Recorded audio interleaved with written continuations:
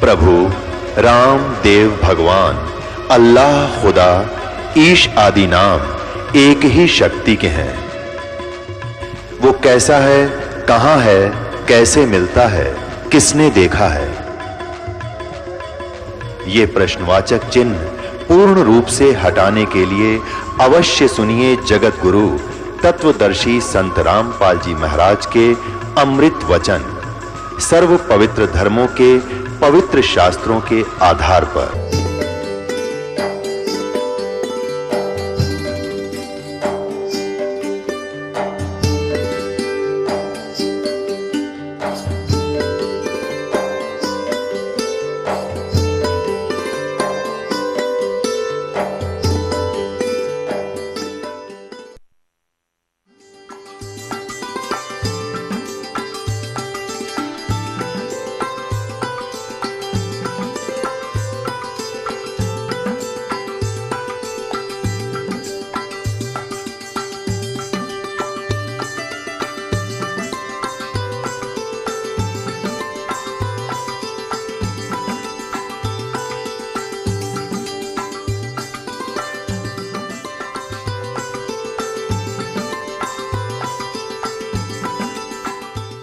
सतगुरुदेव की जय। बंदी छोड़ कबीर परमेश्वर जी की जय।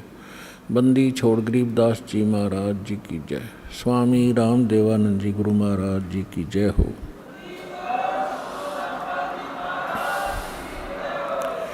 गरीब नमो नमो सतपुरुष को नमस्कार गुरु के नहीं। सुर नर मुनि जन साधुआं संतों सर्वसदी नहीं। सतगुरु साहेब संत सब डंडो तुम प्रणाम। आगे पीछे मध हुए तिनको जा कुर्बान। नराकार निर्विषम काल जाल वैभंजनम निर्लेपम निज निर्गुणम अकल अनुबेशुंदनम। सोहम सुरति समाप्तम सकल समाना निर्तलय उज्ज्वल हिरंबर हरदमम बेपरवा अथा है वार पार निमज्जतम। गरीब जो सुमर सिद्ध होई गणनायक गलता ना करो अनुग्रह सोई पारस पद परवाना। आदि गणेश मनाऊं गणनायक देवन देवा। चरण कमल लो लाऊं आदंत करूं सेवा। परम शक्ति संगीतम रिद्धि सिद्धि दाता सोई। अवगत गुण अतीतम सत्य पुरुष निर्वोही। जगदम्बा जगदीशम मंगल रूप मुरारी। तन मन अर्पों शीशम भक्ति मुक्ति भंडारी। सुर नर मुनि जन ध्यावे ब्रह्मा विष्णु महेशा। शेष सहस मुख गावे पूजय आदि गणेशा। इंद्र कुबेर सरीखा वरुण धर्म राय ध्यावे। समर्थ जीवन जी का मन इच्छा फल पावे। 33 कोटि अधारा ध्यावे 88। उतरे बहुत जल पारा कट है यम की फांसी। 33 कोटि अधारा ध्यावे 88। उतरे बहुत जल पारा कट है यम की फांसी। गरीब कर जोरूं विनती करूं दोरूं चरण पर शीस। गुरु जी राम देवानंद जी महाराज ने दियो नाम बख्शीस। कोटि कोटि सिजदा करूं कोटि कोटि प्रणाम। चरण कमल में राखियो में बंदी जाम गुलाम। कुत्ता हूँ गुरुदेव का रामपाल दास का नाम। गले प्रेम की जेवड़ी ही जाखें चोभा जाऊँ मैं। तो करो तो बावड़ू दूर दूर करो तो जाऊं। जो राखो तो ही रहूं। जो देव सुख सतगुरु पूर्ण ब्रह्म है। सतगुरु आप अलेख सतगुरु रमता राम है याम मीन न मेखो। गुरु बिन माला फेरते, गुरु बिन देते दान। गुरु बिन दोनों निष्फल हैं, चाहे पूछो वेद पुराण। जय इब कै सतगुरु मिले, सब दुख आँखों रोए। चरणों ऊपर शीश धरूं, कहूँ जो कहनी हो। कबीर साईं मिल लेंगे, पूछेंगे कुशलोत। आदि अंत की सब कहूँ, अपने दिल की बात। गुरु जी तुम ना भूलियो, चाहे लाख लोग मिल जाएं। हम जैसे तुमको बहुत हैं, तुमसे हमको नहीं। परम पिता परमात्मा पूर्ण ब्रह्म सर्वसृष्टि रचनहार कबीर देव कबीर साहेब कबीर परमेश्वर जी की असीम रजा से आप सभी पुण्यात्माएं परमात्मा की महिमा श्रवण करने के लिए उपस्थित हुए। जिस प्राणी के युगों युगों के शुभ संस्कार एकत्रित हो जाते हैं उनको मानव शरीर प्राप्त होता है। उससे भी शुभ संस्कारी वो हंस आत्माएं हैं जिनको सतगुरु मिलते हैं, सत्संग श्रवण करने का अवसर प्राप्त होता है।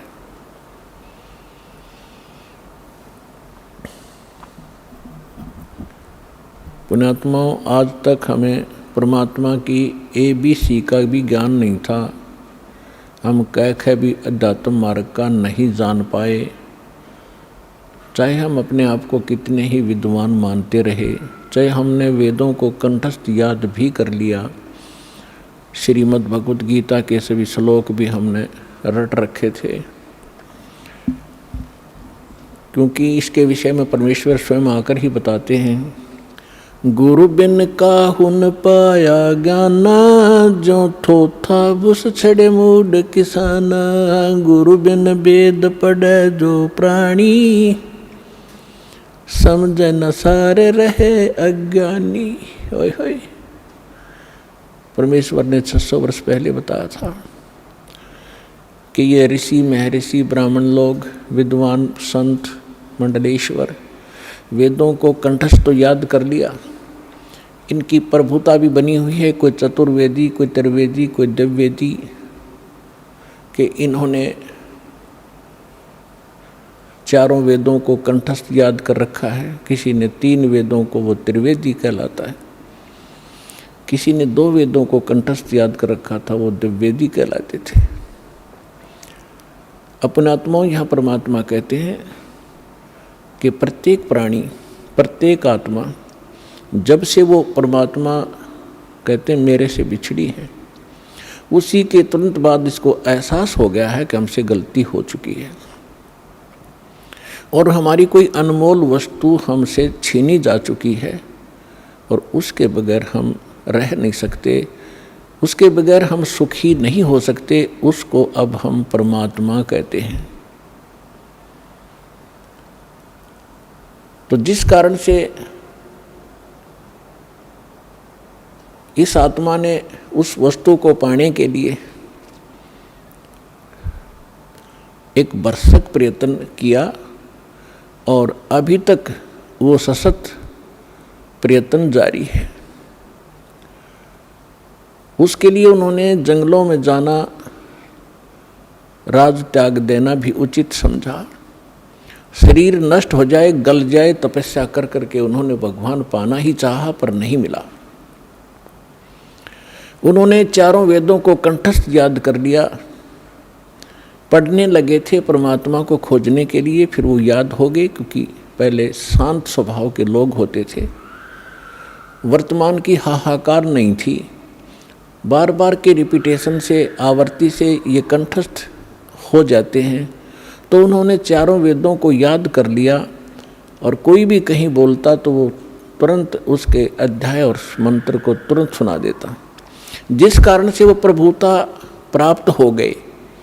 और जब प्राणी को प्रभुता प्राप्त हो जाती है, परमात्मा से कोसों दूर हो जाता है, क्योंकि जीव साहब नहीं हो सकता, परमात्मा ही साहब है। अब आप देखते हो हम कितने अज्ञानी हो गए। हम छोटी सी पोस्ट प्राप्त कर लेते हैं, यदि हम कोई सीधा नाम पुकारता है तो हमें दुख होता था, और हमें साहब बोलता तो हम प्रसन्न होते थे, छाती फूल जाती है। इस ज्ञान से पता चलेगा कि साहब क्या है और जीव क्या है। तो कहने का भाव ये है कि वो वेदों के कंठस्थ करने वाले इतने प्रभु बन गए, उनको ब्राह्मण कहने लगे। ब्राह्मण का अर्थ होता ब्राह्मण सोए जिन ब्रह्म पहचाना। ब्राह्मण सोए जो ब्रह्म पहचाने। ब्रह्म माने भगवान, परमात्मा को पहचाने अपने आत्माओं। यहाँ क्योंकि ये दातम मार्ग है, पहली कक्षा के बालक भी आते हैं, तो ब्रह्म का अर्थ ये ना समझ लेना कि निरंजन ज्योति काल है, नहीं। ब्रह्म का अर्थ वैसे प्रभु होता है, भगवान होता है, राम कहो, साब कहो, ब्रह्म कहो। लेकिन जैसे हम पूर्ण परमात्मा कहते हैं, पूर्ण ब्रह्म कहते हैं, इसका मतलब कोई इनकम्प्लीट ब्रह्म भी है। लेकिन ब्रह्म शब्द पर्याप्त है परमात्मा के लिए। लेकिन यहाँ ये नकली प्रभु घने हो गए, तो इसलिए प्रभु की पहचान जिसने कर ली, ब्रह्म की पहचान जिसने कर ली, वो ब्राह्मण कहलाता है।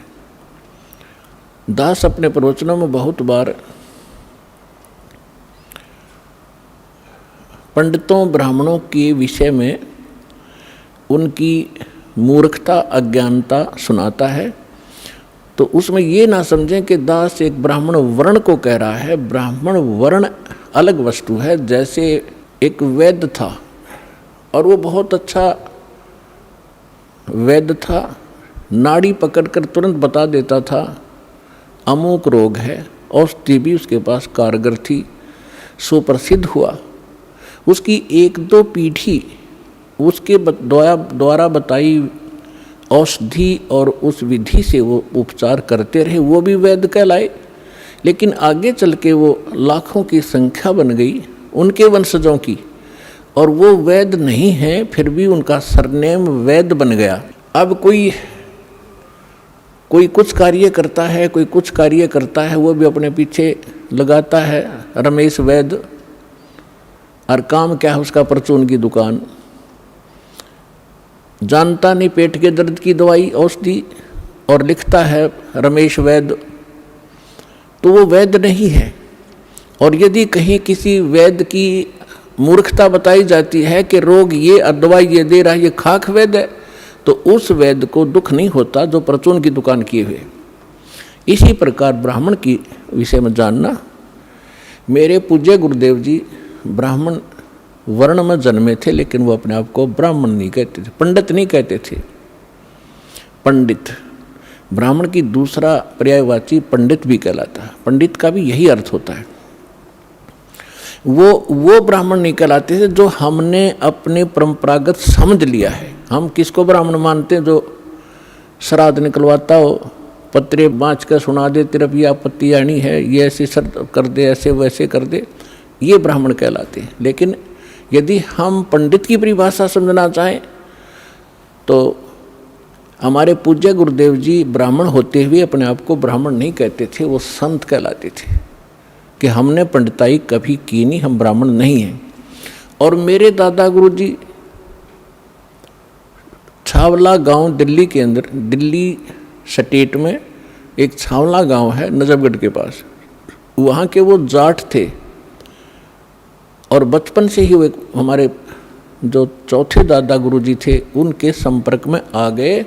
उन्होंने उसको काशी विद्यापीठ में पढ़ाया, अपने पास ही रखा, तो वो 4 विषय के आचार्य बन गए उस विद्या को पढ़कर।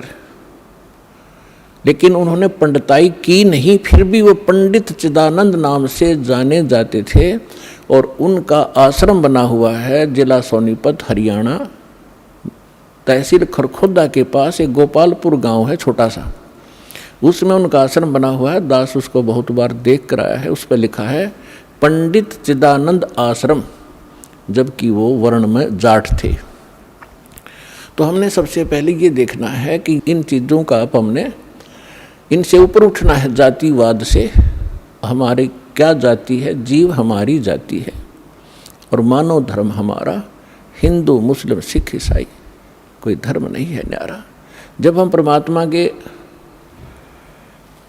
इस अध्यात्म ज्ञान से परिचित होंगे, फिर हमने कोई भी दूसरा सा नहीं दिखेगा, ना कोई मुसलमान दिखाई देगा, ना कोई ईसाई दिखेगा, ना हमें कोई हिंदू दिखेगा, ना कोई सिख दिखाई देगा। हम एक पिता की संतान हैं, हम परमात्मा के लिए ही विभाजित हुए हैं, परमात्मा के लिए अब हम एक होंगे, क्योंकि हमें ज्ञान हो जाएगा। हम रूढ़िवादी नहीं रह सकते, क्योंकि परमात्मा ने शिक्षा इसीलिए आपको दी है। अब हम अपने प्रसंग पर आते हैं। गुरु बिन काहू न पाया ज्ञाना, जो थोथा भूस छड़े मोहड किसाना। गुरु बिन वेद पढ़े जो प्राणी, समझन सारे रहे अज्ञानी। अब तो कहते हैं प्रत्यक्ष को प्रमाण की आवश्यकता नहीं पड़ती, क्योंकि दास ने परमेश्वर कबीर जी के द्वारा दी गई उस बुद्धि से, दास एक जीव बुद्धि है, और जब परमात्मा रजा बख्शते हैं, यही जीव परमात्मा वाले ही ज्ञान को आगे चला सकता है, सुना सकता है और उसको समझ सकता है। तो उस परमात्मा की कृपा से आपके समक्ष ये तो हो ही चुका है कि यथार्थ ज्ञान क्या है, अध्यात्म मार्ग कैसा है, और ये भी आप खूब समझते हैं कि आज तक हमारे सदग्रंथों को हमारे ही ऋषि महर्षि गुरु ब्राह्मण आचार्य शंकराचार्य इस सिलेबस से परिचित नहीं थे, तो खाक टीचर थे वो। जीवन अपना नाश किया, हमारे पूर्वजों का भट्ठा बैठा दिया, भूत बनवा दिए, फिर उनके श्राद्ध निकलवाने शुरू कर दिए। तो इस तरह की भ्रमणा अज्ञानता से फैलती है। तो आज तक हमारे जितने भी ऋषि महर्षि हुए हैं, इवन ब्रह्मा विष्णु महेश, इनको कोई अध्यात्म ज्ञान नहीं था। पुण्यात्माओं, परमात्मा ने 600 वर्ष पहले कहा था ये ज्ञान, लेकिन उस समय हम शिक्षित नहीं थे। हमारे धर्मगुरु केवल संस्कृत भाषा पढ़ा करते थे और सदग्रंथ भी संस्कृत भाषा में थे, जिस कारण से हम अपने भगवान को ना पहचान सके, ना अध्यात्म ज्ञान को जान सके।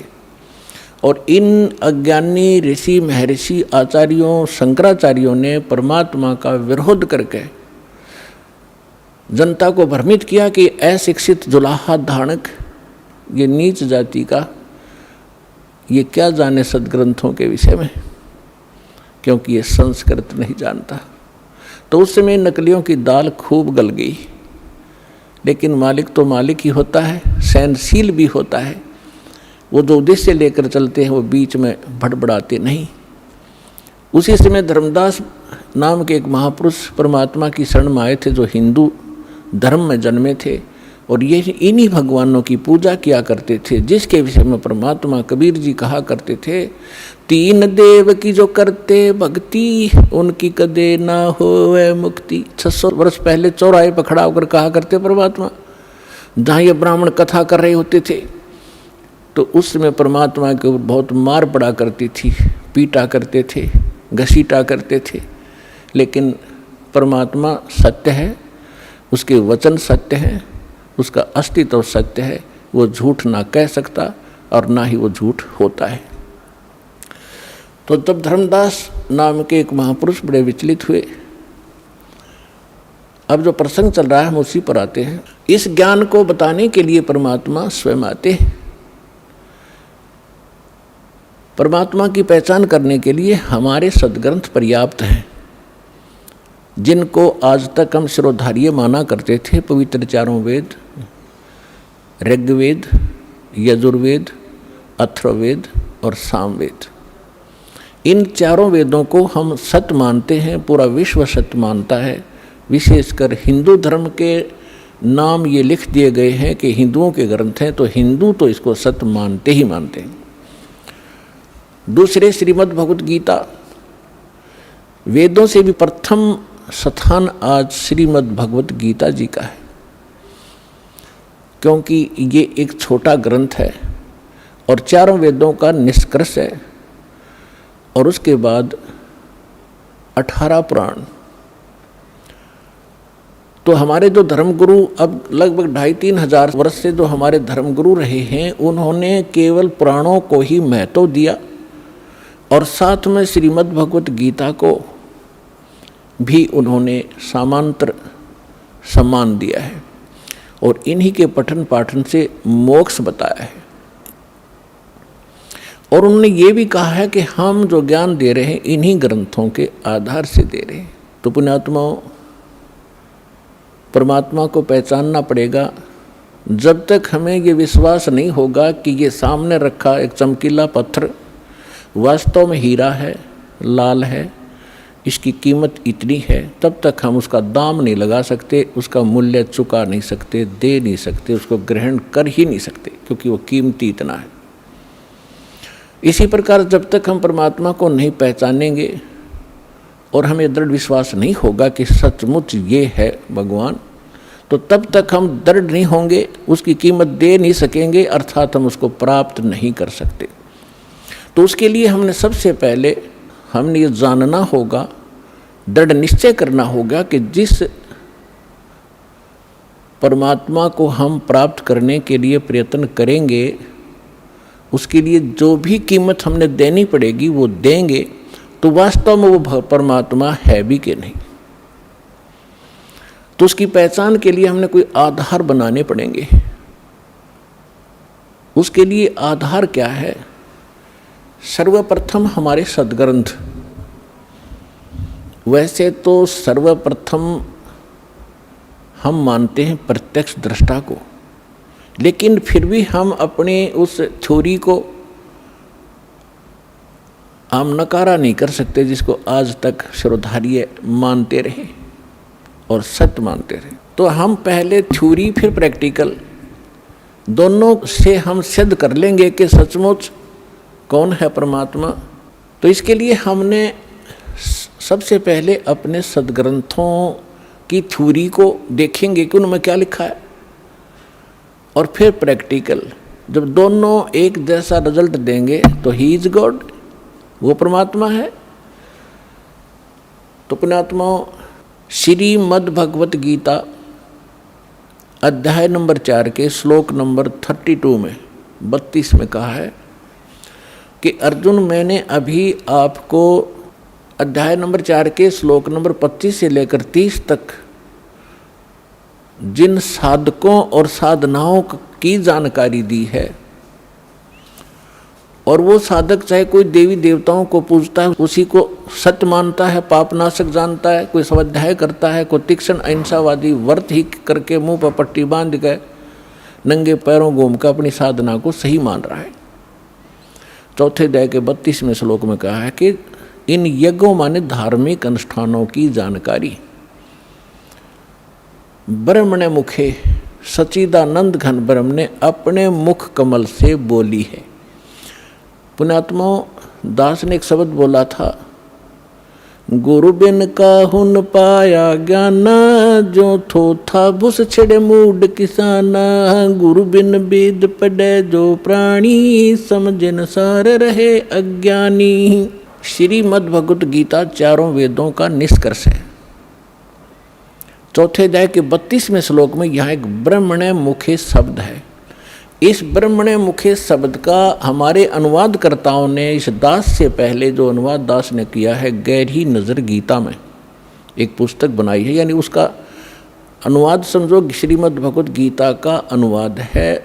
उसका नाम लिखा है गहरी नज़र गीता में। इससे पहले जितने महापुरुषों के आप अनुवाद उठाकर देखोगे, उसमें क्या लिख रखा है? वेद की वाणी में ब्रह्मणे मुखे का अर्थ किया है वेद की वाणी। और इन्हीं अनुवादकर्ताओं ने 17वें अध्याय के 23वें श्लोक में इसी ब्रह्मणे का अर्थ किया है सच्चिदानंद घन ब्रह्म। वो यथार्थ अनुवाद है, वो सही अर्थ है।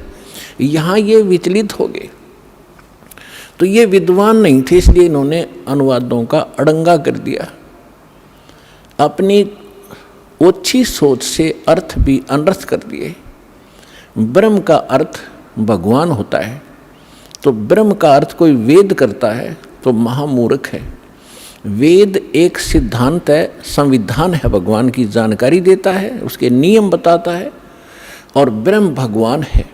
जैसे एक राजा है, राजा का संविधान है, वो उसके नियमों का, उसके अंदर उसके सारे नियम लिखे हुए हैं, कैसे एक प्रजा को रहना चाहिए, क्या अपराध है, कैसा ना करना चाहिए।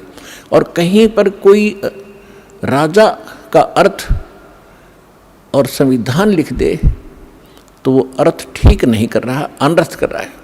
इसी प्रकार यहाँ ब्रह्म ने माने सच्चिदानंद घन ब्रह्म, और मुखे अपने मुख कमल से बोली गई वाणी में विस्तार से कहे हैं। सच्चिदानंद घन ब्रह्म ने अपने मुख कमल से बोली उस अमृत वाणी में उन धार्मिक युगों की जानकारी, अनुष्ठानों की जानकारी विस्तार के साथ कही है, और उसको तत्व ज्ञान कहते हैं। और उसको जानने के बाद तो सभी कर्मों से मुक्त हो जाएगा।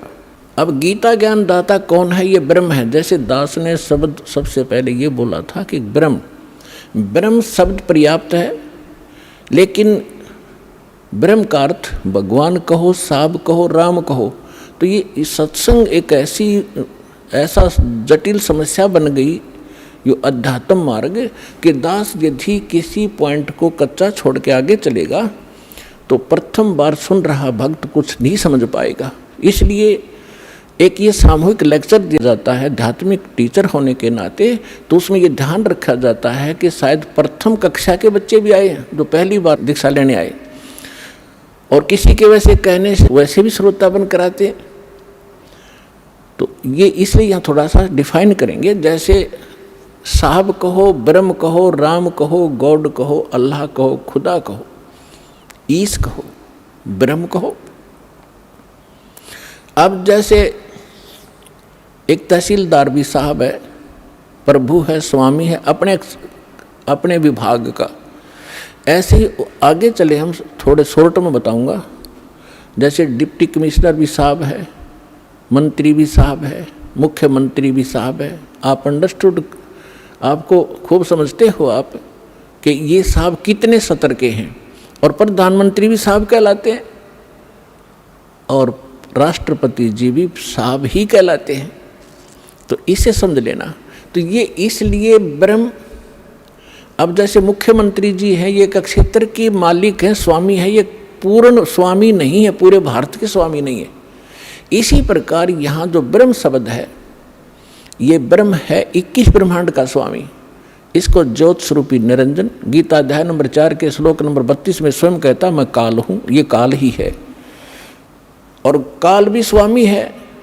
जैसे एक जेल का सुप्रिटेंडेंट, वो जेल का स्वामी है और सुप्रिटेंडेंट साहब भी है, ऐसे ही ये काल साहब है, 21 ब्रह्मांड का स्वामी है, या एक जेल है, यो जेल का सुप्रिटेंडेंट साहब है, ये समझ लो। तो ऐसी ऐसी इसने 21 जेल बना रखी है, एक ब्रह्मांड भी ये जेल है। तो ऐसे ये 21 ब्रह्मांड का साहब है, ये ब्रह्म है, लेकिन ये कंप्लीट ब्रह्म नहीं है, ये पूर्ण ब्रह्म नहीं है, इसलिए ब्रह्म शब्द बोला गया। तो यहाँ प्रत्येक इसके अंग को हमने समझने के लिए ऐसे करना पड़ेगा। तो इस ब्रह्म ने श्रीमद् भगवद गीता का ज्ञान श्री कृष्ण जी में प्रवेश करके, जैसे को प्रेत बोलती है किसी के अंदर, ऐसे बोला। ऐसे ही इस काल ने एक ब्रह्मा कुमारी पंथ चलाया अभी 100 वर्ष पहले लगभग, और उसमें एक प्रेत आता है, वो कहता अहम ब्रह्मास्मि, मैं ब्रह्मा हूँ। कभी कहता है अहम शिवोहम, मैं शिव हूँ। ये एक प्रेत का चलाया हुआ है, और वो प्रेत कभी ब्रह्मा की पदवी पर था। जैसे कोई गांव का प्रधान सरपंच रिटायर हो जाता है, उसको अगली बार नियुक्त नहीं किया जाता, तो लोग फिर भी उसको सरपंच साहब कहते हैं, प्रधान साहब बोलते हैं, जोरा जी रहा है। और वो भी कहीं मिलता है, कोई कहता भी कौन है, फलाना सरपंच हूँ, और जब वो सरपंच नहीं होता। तो ऐसे ही दास ने कबीर परमात्मा से प्राप्त उस ज्ञान को आगे बढ़ाया है, as it is, as a tape recorder. Das का इसमें इतना ही योगदान है कि दास को परमात्मा का जो अंतःकरण टेप रिकॉर्डर ठीक कर दिया उस परमेश्वर कबीर जी ने, और उसमें अपना ज्ञान भर दिया।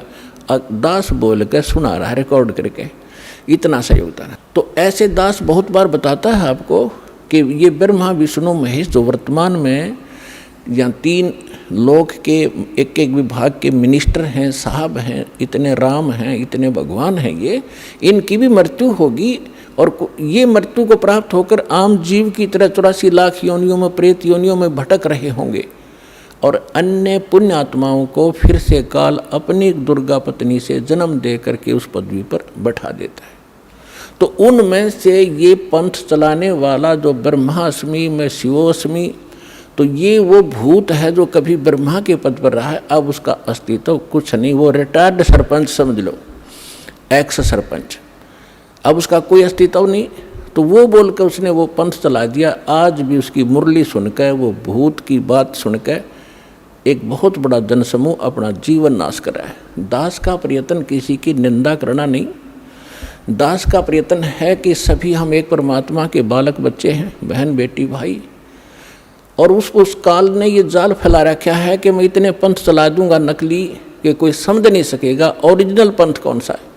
तो दास ऐसा प्रयत्न कर रहा है कि जैसे पहले के, अभी बहुत बार होती रहती हैं घटनाएं कि कोई 500,000 के नोट नकली छाप देता है, और सरकार को जो पता चलता है तो दोनों ओरिजिनल और डुप्लीकेट दोनों के दोनों मीडिया के माध्यम से, समाचार पत्रों के माध्यम से उनकी पहचान कराई जाती है कि ये इस टाइप का डुप्लीकेट है, ये ओरिजिनल है। तो सरकार निंदा नहीं कर रही होती, एक महापरोपकार करती है। तो दास का यही प्रयत्न समझ लेना कि हमारे जो यथार्थ सदग्रंथ हैं वो तो हमारे ओरिजिनल नोट हैं, ओरिजिनल सदग्रंथ हैं, और उसके अतिरिक्त कोई अनुभव बता रहा है, कोई मार्ग चला रहा है, वो डुप्लीकेट है, वो हानि हो रही उनके जीवन की। तो दास ने कोई शौक नहीं है किसी की, इसको आप आलोचना का नाम देते हो तो आपकी बुद्धि अच्छी नहीं है, आपको अध्यात्म ज्ञान नहीं है। तो इसी प्रकार ये काल ने स्वयं, इसमें श्री कृष्ण जी के अंदर स्वयं काल प्रवेश कर गया। श्री कृष्ण भी ये 3 लोक के प्रभु हैं, एक विभाग के, इसके अंदर आम प्रेत नहीं प्रवेश कर सकता, इनके अंदर, इनमें इतनी पावर होती है। तो उनके अंदर काल स्वयं आया और उसने गीता का ज्ञान दिया। तो यहाँ ब्रह्म बोल रहा है इस गीता को, अब हम परम अक्षर ब्रह्म कहेंगे, उसको पूर्ण ब्रह्म कहेंगे, जो इससे अन्य परम शक्ति है, और उसको हमने पाना है। अब क्या कहा है कि वो सच्चिदानंद घन ब्रह्म ने अपने मुख कमल से, गीता ज्ञानदाता स्वयं कह रहा है, उस धार्मिक अनुष्ठानों की जानकारी विस्तार के साथ कही है, और उसको तत्व ज्ञान कहते हैं। और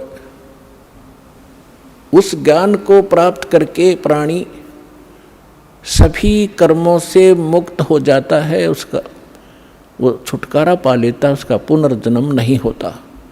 चौथे अध्याय के 34वें श्लोक में कहा कि अर्जुन, उस तत्व ज्ञान को जो परमात्मा स्वयं आकर अपने मुख कमल से वो वाणी बोलता है, वो तत्व ज्ञान है। उस तत्व ज्ञान को, उसको सूक्ष्म वेद भी कहा है।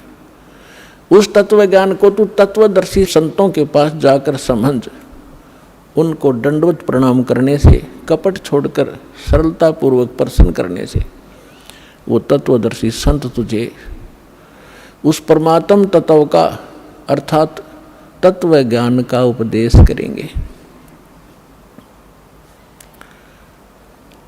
अब 15वें अध्याय के प्रथम मंत्र में उस तत्वदर्शी संत की पहचान भी बता दी है कि जो संत उल्टे लटके हुए संसार रूपी वृक्ष के, ये संसार रूपी वृक्ष है अर्जुन, ऊपर को जड़ वो तो पूर्ण परमात्मा है, पूर्ण ब्रह्म है, जिस जो सबका धारण पोषण करता है। 15वें अध्याय के 1 से लेकर 4 श्लोक में और 16-17 श्लोक में 3 पुरुष, 3 भगवान, 3 ब्रह्म स्पष्ट किए हैं। सरपुरुष कहो, सरब्रह्म कहो, ये तो काल है। सर माने नासवान, ये 21 ब्रह्मांड का स्वामी, ये सरब्रह्म है। और दूसरा अक्षर ब्रह्म, अक्षर पुरुष कहो चाहे प्रभु कहो, स्वामी कहो, राम कहो, ब्रह्म कहो, ये 7 संख्य ब्रह्मांड का स्वामी है। इसकी आयु बहुत लंबी है, लेकिन इसकी भी मृत्यु है, इसलिए इसको भी अक्षर पुरुष कहा है। ये चिरस्थायी है। और फिर तीसरे नंबर का जो परमात्मा है, परम अक्षर ब्रह्म कहलाता है, वो बताया उत्तम पुरुषत्व अन्य, जो 17वें श्लोक में कहा 15वें अध्याय के, उत्तम पुरुषत्व अन्य परमात्मा इति उदाहरता है। ये लोग तरम अविश्य विवर्ती अवैश्वर है, वो परमात्मा इन दोनों से अन्य है, जो 15वें अध्याय के 16वें श्लोक में सरपुरुष और अक्षर पुरुष कहे हैं। इनसे कोई अन्य है वो परमात्मा जो सबका धारण पोषण करता, 3 लोकों में प्रवेश करके। तो 15वें अध्याय के प्रथम श्लोक में बताया कि ऊपर को जड़ और नीचे को शाखा वाला ये उल्टा लटका हुआ संसार रूपी पीपल का वृक्ष समझो, एक फॉर एग्जाम्पल दिया है। और जो संत इसके सभी विभाग बता दे, न्यारे न्यारे, भिन्न भिन्न, स वेदवित, वह वेद के तात्पर्य को जानने वाला है, वह वेद का ज्ञाता है, वो तत्वदर्शी संत है। तो पुण्यात्माओं, 600 वर्ष पहले परमात्मा स्वयं आए थे, जैसा उनका विधान है कि वो स्वयं आकर अपने मुख कमल से उस तत्व ज्ञान का प्रचार करते हैं, जो हमारे नकली धर्मगुरुओं ने, डुप्लीकेटों ने रिजेक्ट करके कूड़े की टोकरी में डाल रखा था, धानक जुलाहा कह के, उसकी वाणी झूठी कह के।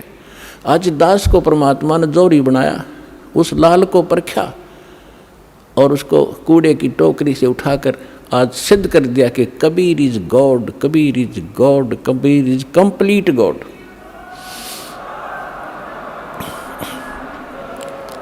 और जिसको पाकर उसके बच्चे आज धनी हो रहे हैं, अध्यात्म मार्ग से वो पूर्ण, अध्यात्म धन से वो परिपूर्ण होते जा रहे हैं, जो उनका सुख का मूल है। और शास्त्र विरुद्ध साधना दुख की मूल होती है, जो आज तक हम सभी करते रहे। अब जो प्रसंग चल रहा है उसी पर आते हैं कि परमात्मा ने 600 वर्ष पहले आकर कहा था, अक्षर पुरुष एक पेड़ है, निरंजन वाकी डारे, तीनों देवा शाखा है, भाई पात रूप संसारे। अक्षर पुरुष एक पेड़ है, सरपुरुष वाकी डार, और तीनों देवा उसके आगे शाखा हैं, ये पात रूप संसार। अब आपको बहुत बार उल्टा लटका हुआ संसार रूपी वृक्ष का एक चित्र बनाया है, वो दिखाया है।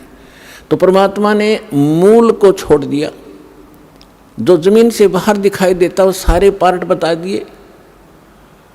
तना, उसको अक्षर पुरुष समझो, उससे तने से मोटी डाहर निकले उसको सरपुरुष, और सरपुरुष के आगे फिर वो 3 शाखाएं हों, रजगुण ब्रह्मा, सतगुण विष्णु, तमगुण शिव जी, ये शाखा समझो, इतना बता दिया। और 5 रूप संसार। फिर इस दास को भेजा ये बताने के लिए कि मूल कौन है।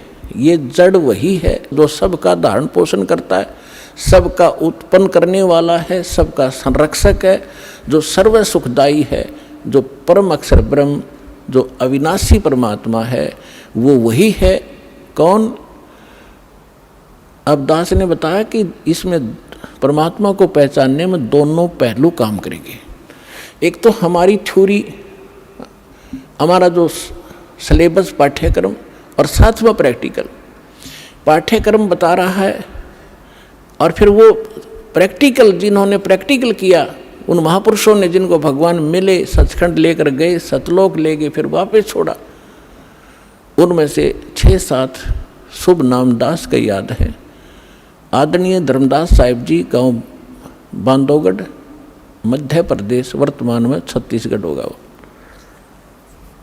और आदरणीय मलुकदास साहिब जी, आदरणीय नानक साहिब जी, जो सिख धर्म के प्रवर्तक माने जाते हैं। आदरणीय दादू साहिब जी, आदरणीय गरीबदास साहिब जी, गांव छुरानी, जिला झज्जर, हरियाणा वाले। आदरणीय गीसा दास साहिब जी, गांव खेखड़ा, जिला बागपुर, उत्तर प्रदेश वाले।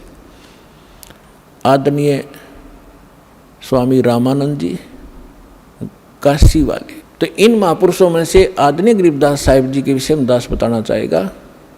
उन्होंने कहा कि हम सुल्तानी नानक तारे दादू को उपदेश दिया, जात जुलाहा भेद न पाया वो काशी माहे कबीर हुआ।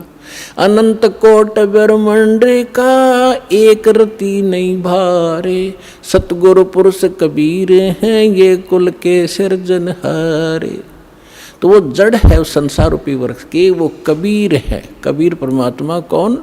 उसको परम अक्षर पर कहो, उसको सत्य पुरुष कहो, अमर पुरुष कहो, उसे परम पुरुष कहो, उसे परम अक्षर ब्रह्म कहो, उसे परम अक्षर पुरुष कहो। ये उनके उपमात्मक नाम है। वास्तविक नाम उस परमात्मा का कबीर देव है। उसको अल्लाहु अकबर कहो, कबीर देव, कबीर साहब, अल्लाहु अकबर, कबीर भगवान, अल्लाह माने भगवान, अकबर अकबरी, अकबीर कबीर, ये कबीर को ही अपभ्रंश करके अकबर बोलते हैं। जैसे हम कबीरू बोल देते हैं, कबीरा बोला करते थे। जैसे गरीबदास जी को गांव वाले गरीबू कहा करते थे। तो ऐसे हम अपभ्रंश करके अपने नाम रख लेते हैं। उनका वास्तविक नाम है कबीर देव, अल्लाहु अकबर, अल्लाह कबीर, गॉड कबीर। अब जो प्रसंग चल रहा था उसी पर आते हैं कि वो परमात्मा स्वयं यहाँ आते हैं। अब इसमें दोनों पहलू साथ चलेंगे कि जिनको भगवान मिले उन्होंने प्रैक्टिकल किया, और जो हमारे सदग्रंथ आज तक हमें ज्ञान दे रहे थे, हमारे धर्मगुरु समझ नहीं सके, वो हमारा दुर्भाग्य और उनका भी दुर्भाग्य कहेंगे, क्योंकि वो उनकी बुद्धि काल के वश थी। अब हम सतगुरु शरण में आ गए तो हमारे ऊपर काल की जकड़ नहीं रही, इसलिए आप इस ज्ञान को समझ रहे हो। जिस दिन आपका नाम खंड हो जाएगा, यहाँ से कनेक्शन कट गया, परमात्मा का पंजा आपसे उठ जाएगा, आपको यही शब्द कड़वे लगने लग जाएंगे। और ये हमारे यहाँ भक्त भी आपको बुरे बुरे दिखाई देंगे, क्योंकि काल प्रवेश कर जाएगा, आपकी बुद्धि को भ्रष्ट कर देता है। आज तक ब्रह्मा विष्णु महेश की गांठ बांध रखी, इसने चक्कर बांध रखा, समझने नहीं दिया। आपकी क्या औकात, आप इस मालिक की शरण से दूर होकर आप सुखी हो जाओगे। जून का महीना हो और एसी रूम से बाहर निकल कर कोई सुखी हो सकता है? चाहे शराब पी कर चाहे निकले जा बाहर, गली में पड़ा रहो। बेशक वो कहा रहो शराब के नशे में मैं बहुत सुखी हूँ, अब सुखी हूँ, खाक सुखी है, रेत में पड़ा, पसीने आए पड़े, झागा रहे मुख में। तो ऐसी दशा उन लोगों की जो भगवान से दूर हटकर इस काल के खेमे में खेल खेल रहे हैं। चाहे वो भक्ति कर रहे हैं, वो भक्ति भी नकली, या संसारिक सुख प्राप्त करने के लिए वो को प्रयास कर रहे हैं, क्योंकि इस काल की साधना से सुख हो ही नहीं सकता। सुख होगा तो इस परमात्मा की ही रजा से, इस साधना से होगा। आदरणीय गरीबदास साहिब जी ने प्रैक्टिकल बताया कि अजब नगर में ले गए हमको सतगुरु आने, अजब नगर में ले गए हमको परमेश्वर आने। आन माने आके, अजब नगर में, ऐसे अजब कमाल के लोक में लेके गए भगवान मुझे खुद आकर के। और जल के बिंब अगाध गति हम सूते चादर ताड़े। अजब नगर में ले गए हमको सतगुरु आण, यानी वो सतगुरु भी हैं, वो भगवान भी हैं। जो सतगुरु होता है, सच्चा ज्ञान जो देता है भगवान ही देता है, भगवान ही सच्चा ज्ञान दे सकता है। तो उनको सीधे भगवान मिले थे, सतगुरु कहो चाहे परमेश्वर कहो। अजब नगर में ले गए हमको परमेश्वर आने, आन माने आके। ये हमारी देसी भाषा हरियाणा की लैंग्वेज में लिखा ग्रंथ है। और जल के बिंब अगाध गति वहाँ सूते चादर तान, चादर तान के सोना, यानी कति निश्चिंत हो जाना, बेफिक्र होकर सोना। एक मुहारा है यहाँ देसी कि अच्छा चादर तान के सोए है, सारे काम कर लिए।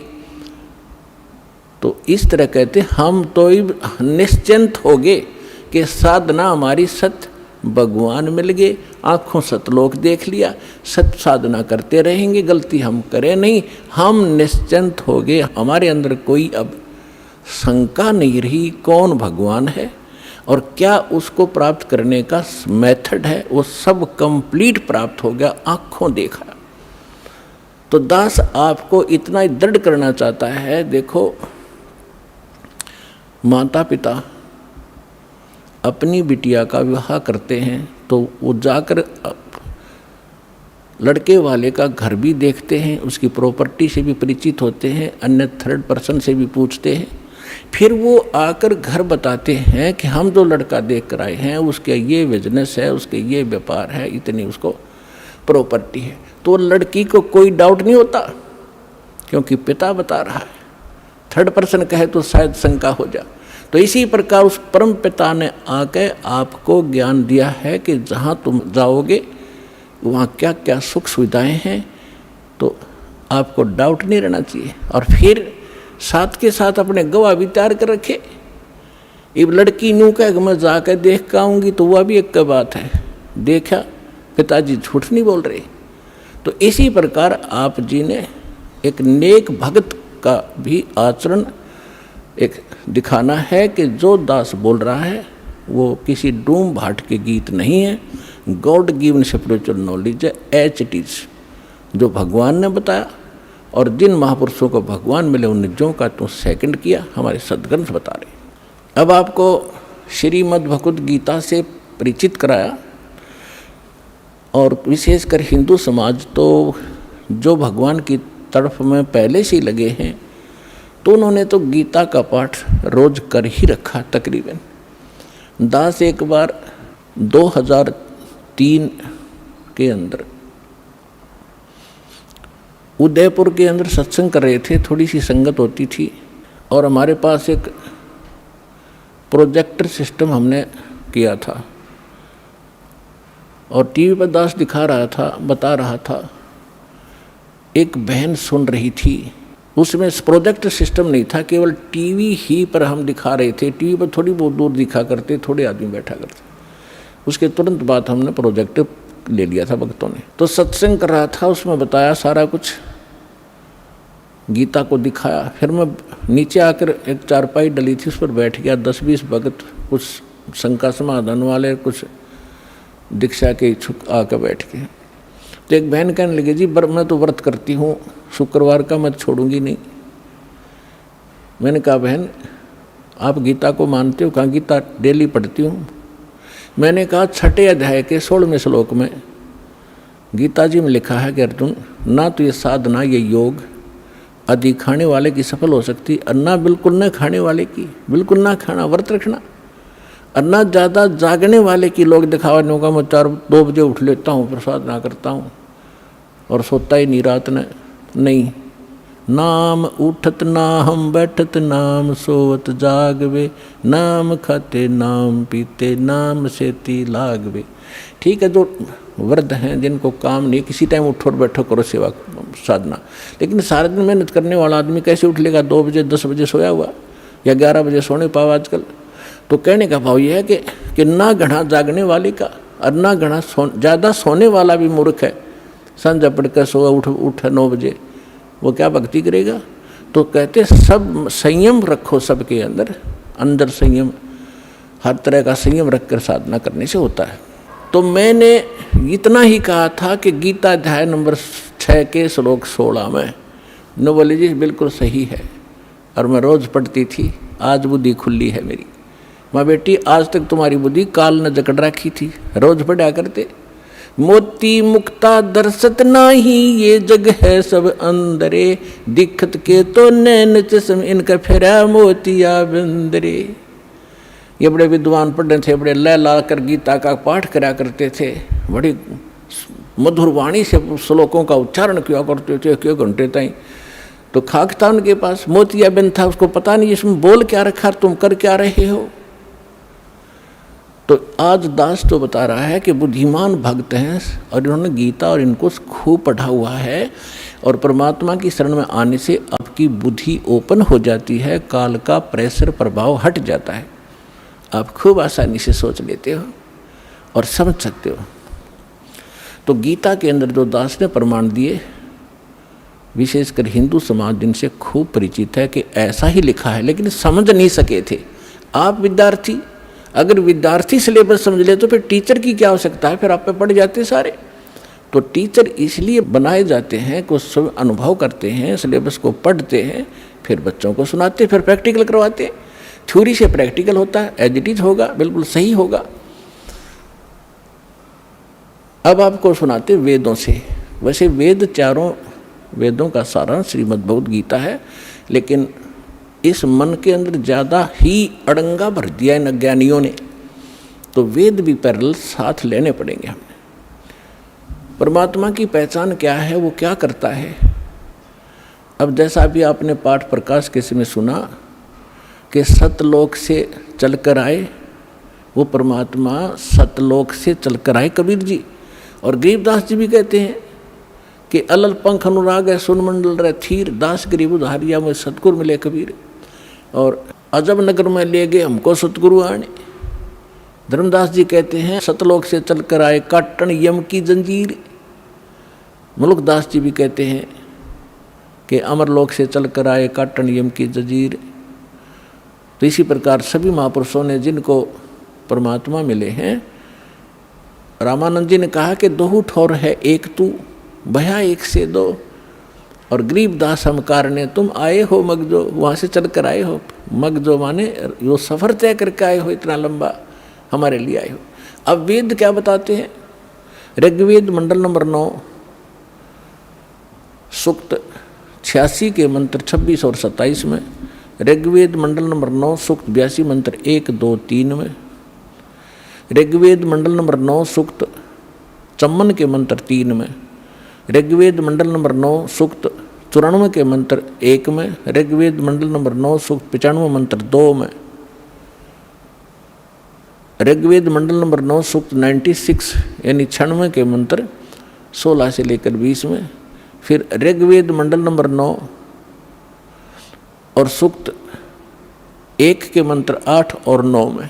और भी अनेक स्थानों पर बहुत सारे ढेर सारे प्रमाण हैं, लेकिन ये हमें पर्याप्त हैं इतने मंत्र परमात्मा को पहचानने के लिए।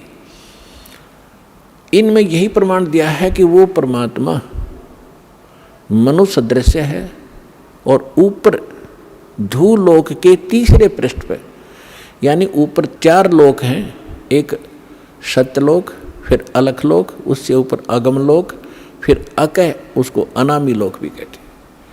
तो प्रत्येक लोक को 3 विभागों में बांटा हुआ है। जैसे अपनी दिल्ली राजधानी है, एक तो बाह्य क्षेत्र है जो ग्रामीण क्षेत्र होता है, और एक बाजार क्षेत्र है, बाजार जहाँ दुकान दुकानें हैं, बाजार है, और तीसरा वो स्थान है जहाँ हमारी पार्लियामेंट हाउस है। तो ऐसे बताया है कि वो धूलोक, धू माने उस तेजों में पृथ्वी सतलोक में वो परमात्मा राजा के समान सिंहासन पर विराजमान है, सिर पे मुकुट है, देखने में वो राजा जैसा लगता है और वहाँ रहता है। ऐसा ही परमेश्वर ने खुद बताया है, ऐसा ही महापुरुषों ने जिनको भगवान मिले उन्होंने बताया है कि उस परमात्मा के एक रूम में बाल कहो, बाल का छिद्र कहो जो रोमकूप कहलाता है, करोड़ सूर्य मिला दे, करोड़ चंद्रमा, इतनी रोशनी उस मालिक की, वो भी फीकी पड़ जाए। और जब वो परमात्मा यहाँ आता है अपने रूप को सरल करके आता है। गरीबदास जी कहते हैं तेज पुंज अन्य दे धर के, हल्की तेज पुंज तन दे धर के, इस विध हमको भेंट ही। इसलिए इस तरह हमें आकर मिलते हो परमात्मा। ये वेद कह रहे कि वो परमात्मा अपने रूप को सरल करके अच्छी आत्माओं को मिलते हैं, नेक आत्माओं को जो दृढ़ भक्त होते हैं, जो उसके वचन का पालन करते हैं, अटल खड़े हो जाते हैं उसके वचन पर, उनको मिलते हैं। उनको किस उद्देश्य से मिलते हैं? ज्ञान देने के लिए। और फिर वो परमात्मा एक कवि जैसा आचरण करते हैं, कवियों की तरह, कविताओं के माध्यम से, लोकोक्तियों के माध्यम से, दोहा दोहावलियों के माध्यम से अपने तत्व ज्ञान का प्रचार बोल बोल के अपनी उच्च अमृतवाणी में वो करते हैं, सुनाते हैं। उसको लिपिबद्ध कर लिया जाता है, वो सच्चिदानंद घन ब्रह्म की वाणी कहलाती है।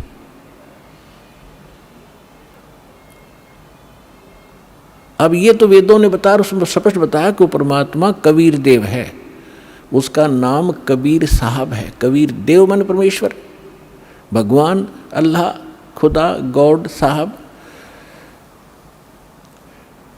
अब यही परमात्मा उन अच्छी आत्माओं को मिलते हैं। एक समय एक धर्मदास नाम के बहुत बड़े धनी व्यक्ति हिंदू धर्म में जन्मे थे और बहुत ही परमात्मा की तरफ थी उनके अंदर। पुण्यात्माओं, पिछले संस्कार का जो प्राणी होता है वही भगवान के लिए तरफ रहे होते हैं। वो पिछले बहुत अच्छे संस्कारी होते हैं, पिछले पुण्य उनके अंदर प्रेरणा करते रहते हैं, उनको टिकने नहीं देते हैं कि कोई भगवान ढूंढे कहीं, चाहे वो भले ही कोई ना कोई साधना की उसने सहारा ले ही रखा होता है, वो टिक ही नहीं सकता।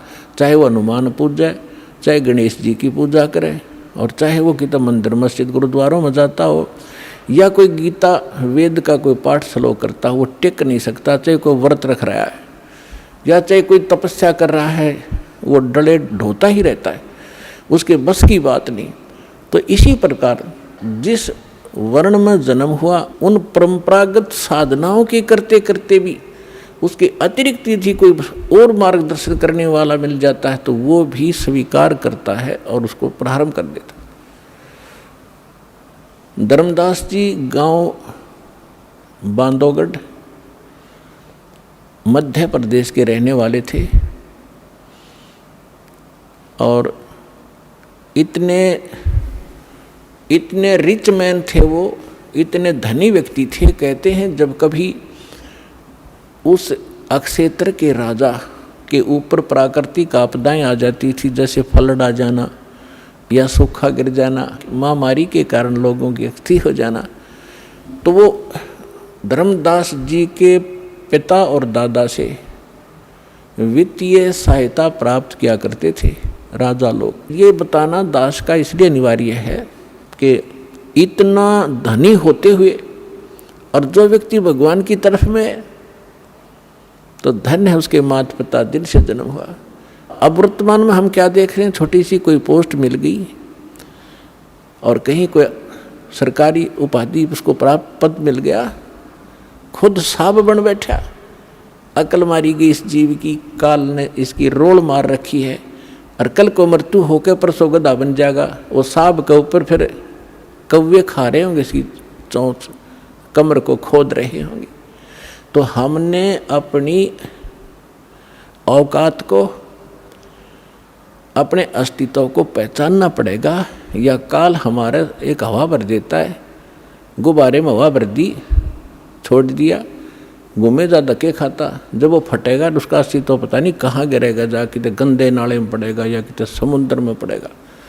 तो इसलिए हमने इस हवा को नहीं भरना है, अपना ठीक ठिकाना, जो मालिक का आदेश उसके अनुसार हमने चलना होगा, तभी हम सफल होंगे। तो धर्मदास जी को इतनी तरफ थी, उन्होंने ये भी सुना हुआ होता है कि गुरु बिन मोक्ष नहीं होता, इसलिए उन्होंने एक रूपदास नाम के वैष्णव परंपरा के संत को गुरु धारण भी कर रखा था। अब गुरु जी की फिर गुरु बना है तो आज्ञा का पालन भी शिरोधार्य होता है, वो संत भक्त किया ही करते हैं। अब उसी गुरुदेव जी के द्वारा बताए गए निर्देशानुसार वो प्रतिदिन श्रीमद् भगवद गीता का पाठ भी किया करते थे, एकादशी का व्रत भी किया करते थे, जन्माष्टमी का व्रत भी करते थे, और श्री कृष्ण हरे राम राम राम हरे हरे राधे राधे कृष्ण कृष्ण, ओम नमः भगवते वासुदेवाय, ओम नमः शिवाय, इस तरह के जो भी मंत्र वो जानते हैं हमारे जो हिंदू धर्म के ये डुप्लीकेट गुरु, तो वो सारी बता रखी थी साधनाएं, वो कर रहा था। और उसके साथ साथ भगवान श्री कृष्ण यानी विष्णु जी की मूर्ति, जिसको शालग्राम कहते हैं, उसकी भी पूजा अर्चना प्रतिदिन करना, जिसको कर्मकांड कहा जाता, कर्मकांड का एक हिस्सा है, वो भी किया करते थे। और गीता जी का नित्य पाठ भी करते थे। सभी तीर्थों का भ्रमण करने से भी मोक्ष उसको बता रखा था। अब बच्चा क्या होता है, अध्यापक ने जो सिलेबस बता दिया वो तो फाइनल समझता है, जो कहा ठीक है जी। इतना बड़ा सेठ मन में आई कि तीर्थों का भ्रमण किया जाए,